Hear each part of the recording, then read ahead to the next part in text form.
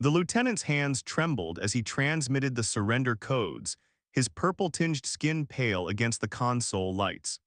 Behind him, through the viewport, the human fleet hung in the void like a constellation of death, 47 warships, each one carrying enough firepower to crack a planet's crust.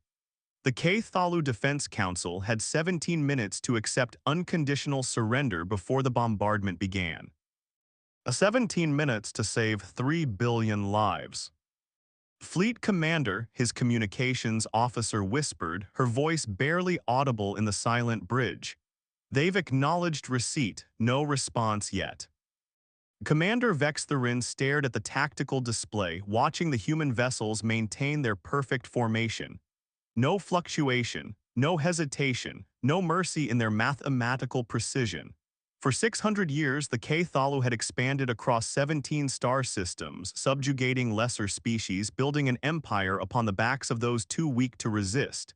They had never surrendered, not once. As until today.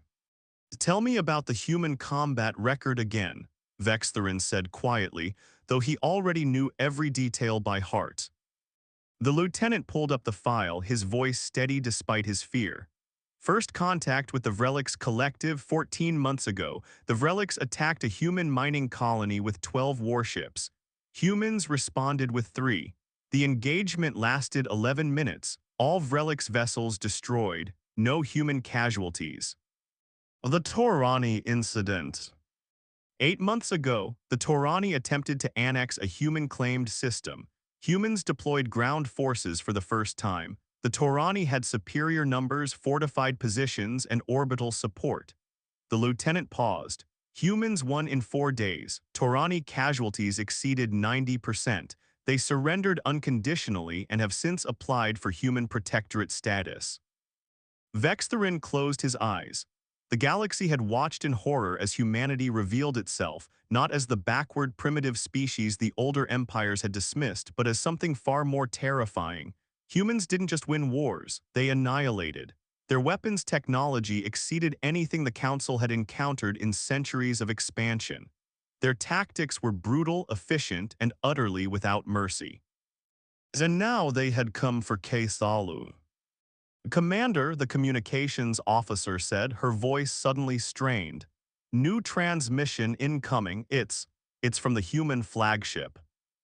Vextherin straightened in his command chair, on screen. The face that appeared was not what he expected.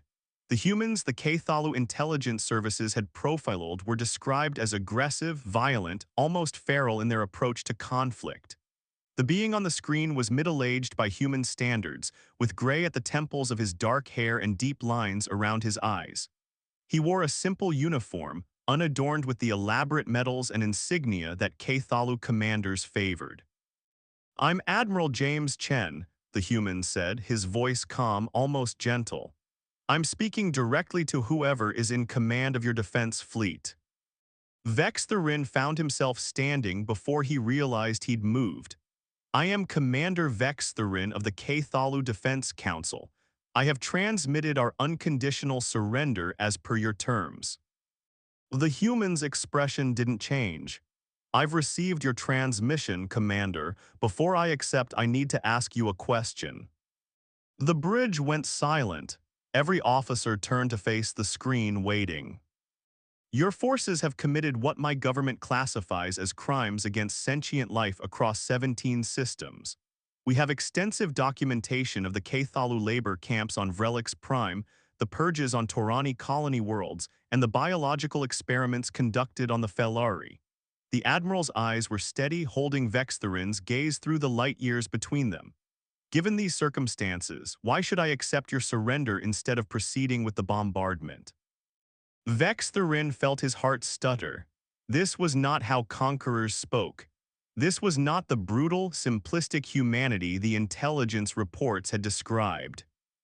Because, Vextherin struggled to find words that would matter to a species capable of exterminating his entire civilization without breaking a sweat.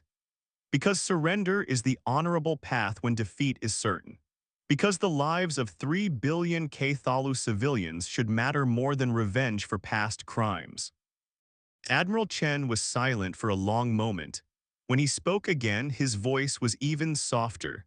Commander, I'm going to send you a set of coordinates. I want you to come aboard my flagship alone. Unarmed, you have my word that you will not be harmed. That's not protocol, Vextherin said slowly. Surrender negotiations are conducted. I'm not negotiating, Commander. I'm offering you a choice. Chen's eyes held something Vextherin couldn't quite identify. You can stay on your bridge and wait for the bombardment timeline T. O expire.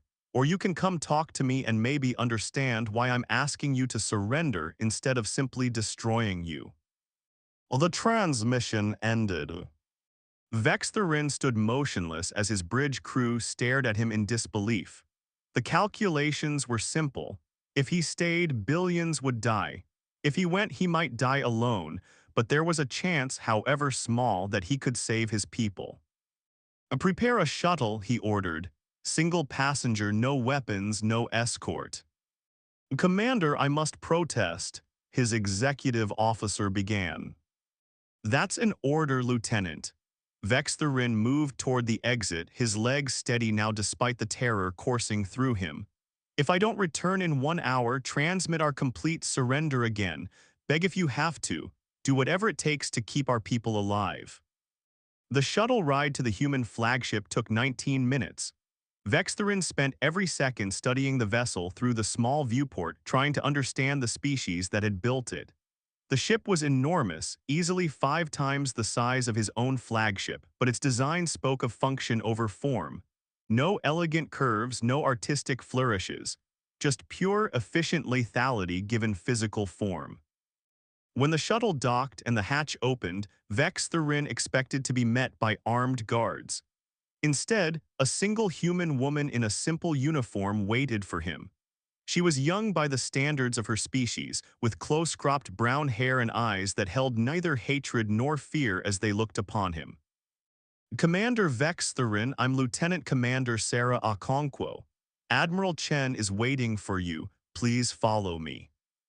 The corridors of the human ship were unlike anything in the Ktholu fleet.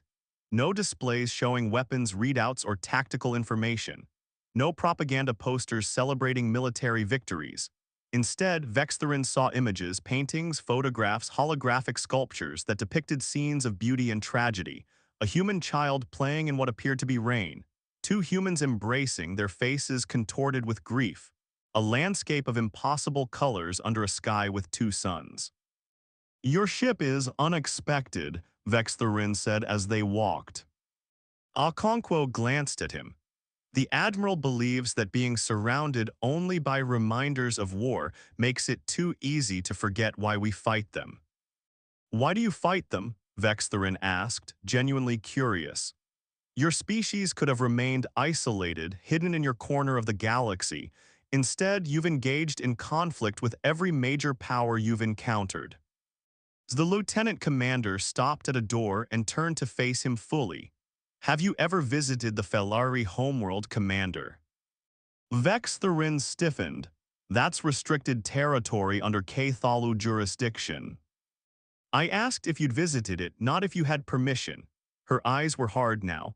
I have, 3 months ago after we liberated it from your forces. I walked through what your people called a research facility. I saw the cages where you kept Felari children while you injected them with experimental pathogens. I saw the rooms where you dissected living subjects without anesthetic because you wanted to study their pain responses. Vextherin said nothing.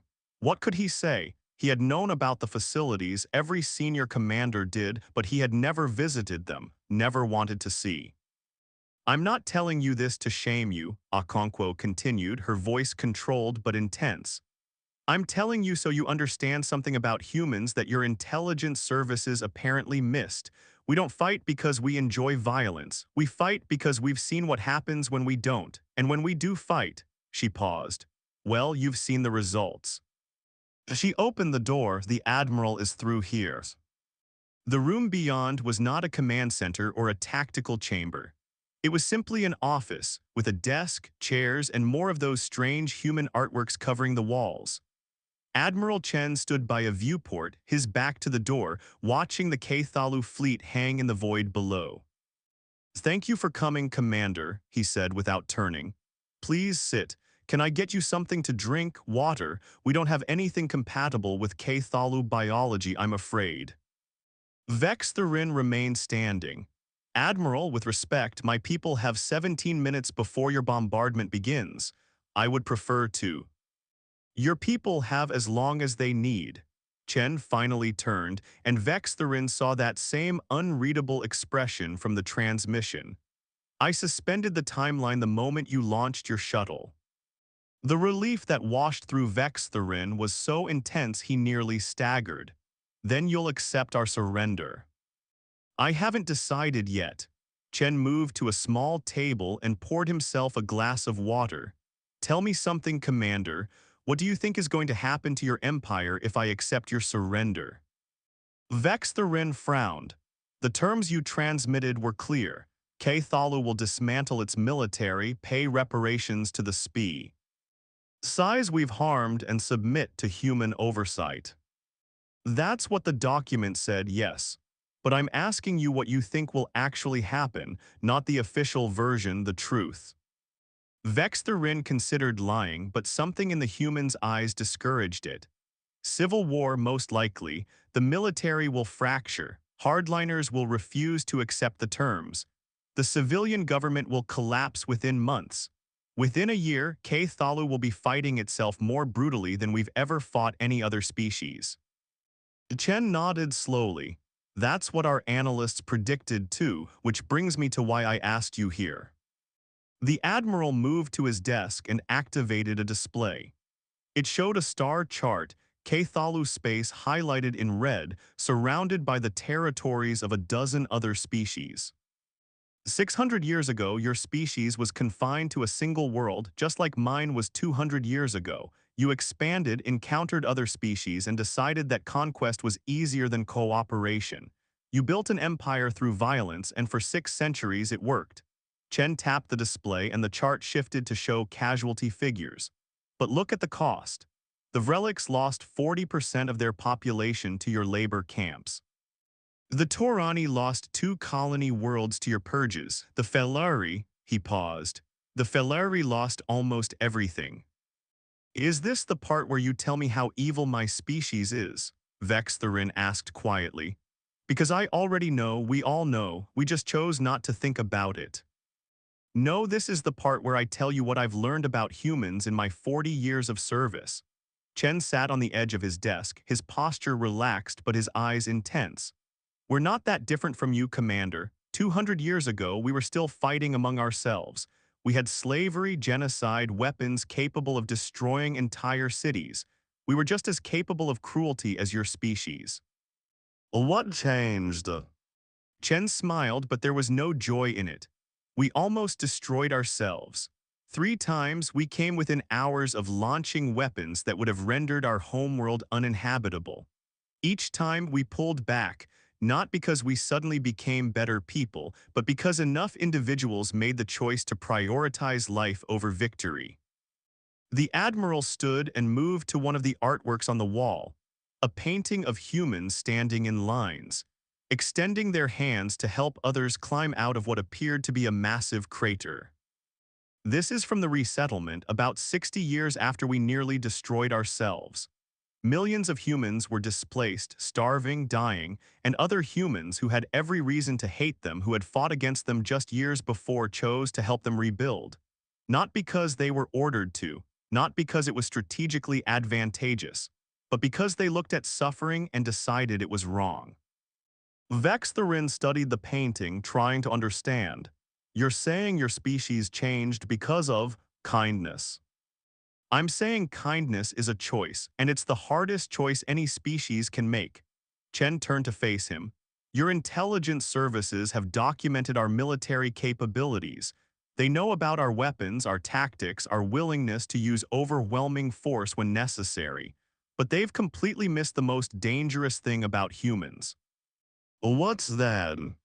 "We don't just know how to destroy, we know how to build, we know how to heal, we know how to take an enemy and transform them into an ally." Chen's voice dropped. And that's why I haven't accepted your surrender yet, Commander, because I don't want your empire to collapse into civil war. I don't want billions of Ktholu to die because your military can't accept defeat. I want to offer you something else. Vextherin felt something shift in his chest, something he couldn't quite name. What are you offering? Redemption. Chen moved back to the star chart. If I accept your surrender, your empire falls apart. Your people suffer for generations. The species you've harmed will demand revenge, and the cycle of violence continues. He tapped the display, and a new set of data appeared: projections, timelines, resource allocations. But if you agree to a different path, if you order your military to stand down not in defeat but in transformation, we can change the trajectory of your entire species. Your soldiers become peacekeepers. Your scientists work to undo the damage you've caused. Your resources are redirected from conquest to reconstruction. Chen met his eyes. It will be harder than war. It will require more courage than any battle you've ever fought. And in the beginning, many of your own people will hate you for choosing it. Vextherin stared at the projections, his mind racing. You're asking me to betray my military. I'm asking you to save your species. Chen's voice was gentle but firm. I'm asking you to look at what your empire has become and decide if this is really what your ancestors anted when they first looked up at the stars. I'm asking you to be better than you've been. And if I refuse, if I choose to fight, then I'll destroy your fleet, accept your surrender, and spend the next century dealing with the aftermath of your empire's collapse. Chen's expression didn't change. I'll do it because I have to, not because I want to. Billions will suffer because you couldn't find the courage to try a different path. The room fell silent. Vextherin looked at the human admiral, at this strange being who had the power to annihilate his entire civilization, but was instead asking him to choose redemption. Why? Vextherin asked, the question escaping before he could stop it. Why would you offer this? Your own people suffered because of us. The Vreliks, the Torani, the Felari, they're your allies now. They would want revenge. Chen was quiet for a long moment. 20 years ago, I led a mission to stop a genocide on a world most humans had never heard of. We arrived too late to save most of the victims, but we saved some. One of them was a 7-year-old girl who had watched her family die. He paused. I adopted her. She's 27 now, a doctor who spends her life helping refugees from conflicts like the one that destroyed her family. He turned to face Vextherin fully. Every day I look at my daughter and know that someone just like you ordered the deaths of everyone she loved. And every day I choose not to hate your entire species for it. I choose to believe that beings capable of looking at the stars and dreaming of something better can change. His voice dropped to barely a whisper. Don't make me wrong about that, Commander, please. Vextherin felt something break inside him, some wall he had built over decades of service, some barrier that had allowed him to ignore the atrocities committed in his species' name. He thought of the Felari children he had never seen, the labor camps he had never visited, the screams he had never heard. He thought of what it would mean to stand before his people and admit that everything their empire had built was wrong. He thought of what it would mean to try to make it right. If I agree to this, Vextherin said slowly, my military will fragment, hardliners will resist, there will be fighting. Yes, Chen said, but it will be fighting to save your soul rather than to feed your empire. And you won't fight alone. You would help us after everything we've done. We would stand beside you, Chen's voice was certain. Not because you deserve it, but because it's the right thing to do, because that's who we choose to be. Vextherin looked at the star chart one last time, at the red expanse of Ktholu space, at the worlds his species had conquered, at the billions of lives that would be affected by whatever choice he made in this room. Tell me what to do, he said. Chen smiled, and for the first time there was warmth in it. First, we're going to broadcast a message to your entire fleet. You're going to tell them that the war is over, not because you lost, but because you chose to end it. Then we're going to start the hardest work either of our species has ever attempted. What work is that?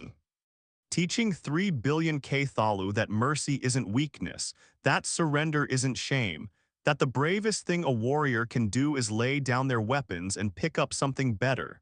Chen extended his hand, a gesture Vextherin had learned was a human sign of trust. Are you willing to try? Vextherin looked at the human's hand. Every instinct from 6 centuries of Ktholu martial tradition screamed that this was a trick, a trap, a final humiliation before execution. But something else, something deeper, something he hadn't known existed inside him, saw something else entirely. He saw hope. He reached out and took Chen's hand. The broadcast went out to every ship in the Ktholu fleet, to every world in the Empire, to every soldier and civilian who had ever wondered if there was another way. Vextherin spoke for 17 minutes, not of defeat but of choice. Not of weakness, but of the courage it took to admit error and try to make it right. He spoke of the Felari and wept. He spoke of the relics and asked forgiveness. He spoke of the future and offered hope. And across 17 star systems, 3 billion Ktholu listened, and for the first time in 600 years began to imagine a different path. The hardliners did rise, just as Chen had predicted. 3 fleets refused to accept the new order and launched attacks on human Ktholu joint forces. The fighting was brutal, Ktholu killing Ktholu, former comrades now enemies over a question of what their species should become. But Vextherin fought beside the humans, his flagship leading the charge against those who would perpetuate the old ways. And when the final hardliner fleet surrendered, after a battle that cost more Ktholu lives than any external conflict in their history, v. Xtharin stood on the bridge of a human vessel and watched as former enemies worked together to tend the wounded, repair the damage, and begin the long process of rebuilding. It was 3 years later when the Felari delegation arrived on the Ktholu homeworld. Vextherin stood at the spaceport, his heart's pounding as the ship descended and the ramp extended. He had spent those 3 years working alongside humans, learning their ways, trying to understand how a species could be so terrible at war and so extraordinary at peace. The Felari who emerged was small, barely half Vextherin's height, with the large eyes and delicate features characteristic of a species that had evolved as prey rather than predators. She wore the simple robes of a Felari elder, and her eyes held the weight of suffering that no being should ever have to endure. "Commander Vextherin," she said, her voice barely above a whisper, "I am Elder Solon. I was 12 when your forces took me from my family. I spent 19 years in your research facility." Vextherin knelt, bringing himself to her level. "I know," he said. "I have read your file, I have learned what was done to you, and I have no right to ask your forgiveness." "No," Solon agreed, "you don't." She was quiet for a moment. "But I'm not here for forgiveness. I'm here because the humans asked me to speak with you. They said you were trying to change." "I am trying," Vextherin said. "Whether I succeed, that is not for me to judge." Solon studied him for a long moment. "The humans are strange, Commander. They destroyed your fleet. They could have destroyed your world. Instead, they offered you redemption." She shook her head slowly. "My people do not understand them. We have spent much time discussing why they would show mercy to those who showed us none." "Well, what did you conclude?" "That mercy is not something you do for the person who wronged you. It is something you do for yourself." Solon's eyes glistened. "The humans say they learned this from their own history, that they too were once cruel and that they had to learn to be better. They say this is what makes them dangerous." "Dangerous?" Vextherin frowned. "How does mercy make them dangerous?" "Because a species that can destroy you but chooses not to is far more terrifying than one that simply destroys." Solon reached out and touched his face, a gesture of surprising intimacy from a species that had every reason to hate him. "The galaxy feared human weapons, Commander. They never expected human mercy. And now they do not know what to do with a species that has the power to conquer but chooses instead to heal." Vextherin felt tears he didn't know he could still shed burning in his eyes. I did not expect it either, he admitted. When I came to surrender to Admiral Chen, I expected execution. I hoped only that my death might spare my people. Instead, he struggled for words. He offered me the chance to become something other than what I was. And what are you now? Solon asked. Vextherin considered the question, considered the 3 years of struggle, the civil war, the reconstruction, the endless meetings with humans who should have hated him but instead treated him as an equal. He thought of Chen, who had become not just an ally but a friend. He thought of Okonkwo, who now commanded a joint human Ktholu peacekeeping force. He thought of the Felari children who were now being treated by Ktholu doctors, learning to trust the species that had once tortured them. I am a student, he said finally, learning from humans how to be better than I was. Selin smiled, a fragile, tentative expression that spoke of hope she was afraid to feel. Then perhaps, she said softly, we can learn together. 5 years after the surrender, Vextherin stood in the center of what had once been the largest Ktholu military academy, a sprawling complex that had trained generations of soldiers to conquer, subjugate, and destroy. Now it was something else entirely. The parade ground where cadets had once marched in perfect formation was now a garden, filled with plants from a dozen different worlds. The weapons labs had been converted to medical research facilities. And in the main auditorium, where Vextherin had once given speeches about the glory of Ktholu military might, he now stood before an audience of Ktholu, humans, Vrelix, Torani, and Felari, all of them students, all of them learning. This institution was built to teach war, Vextherin said, his voice carrying across the silent room. I commanded here for 20 years. I trained thousands of soldiers, and I sent thousands of them to die, often for causes I knew were wrong. I told myself I was serving my empire. I told myself that the strong had a right to conquer the weak. I told myself that mercy was weakness and that compassion was a luxury we could not afford. He paused, looking out at the faces before him, faces that represented species his people had once enslaved, tortured, and murdered. I was wrong. The words hung in the air, simple and profound. I was wrong, and it took a human admiral to show me that, not through violence, not through conquest, but through the most terrifying weapon I have ever encountered. Vextherin felt his voice catch.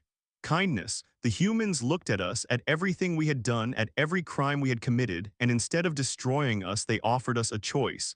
They offered us the chance to become something better.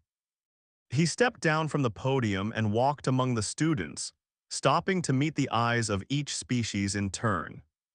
The galaxy feared human weapons, he continued. They thought that humanity's strength lay in its ships, its technology, its tactical brilliance, but they were wrong. Humanity's strength lies in something far more powerful, their capacity to look at an enemy and see not a monster to be destroyed, but a being capable of change. He stopped before a young Felari student, barely more than a child, her large eyes watching him with a mixture of fear and curiosity. I helped destroy your world, Vextherin said quietly. I gave the orders that led to the deaths of your people. I can never undo that. But I can stand here today and tell you that I am sorry. And I can spend the rest of my life trying to ensure that no Ktholu ever does such things again.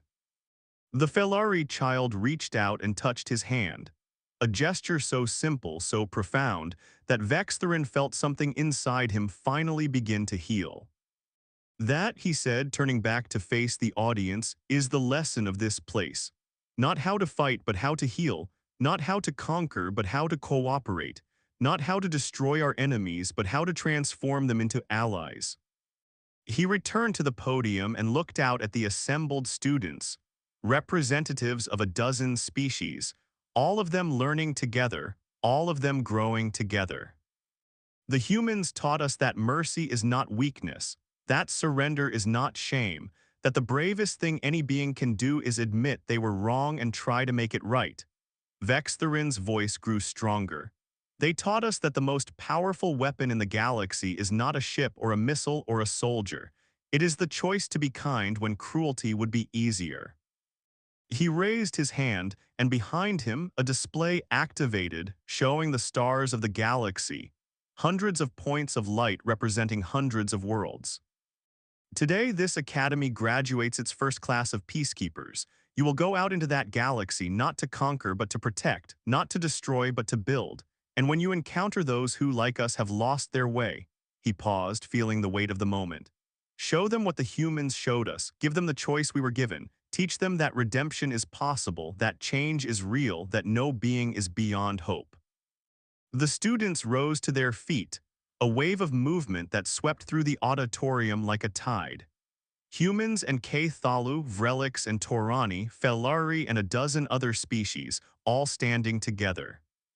The galaxy feared human weapons, Vextherin said one final time. They were right to be afraid, but not for the reasons they thought. They should have feared human mercy. They should have feared human compassion. They should have feared the humans' terrifying ability to look at their enemies and see not monsters to be destroyed, but beings capable of becoming something better.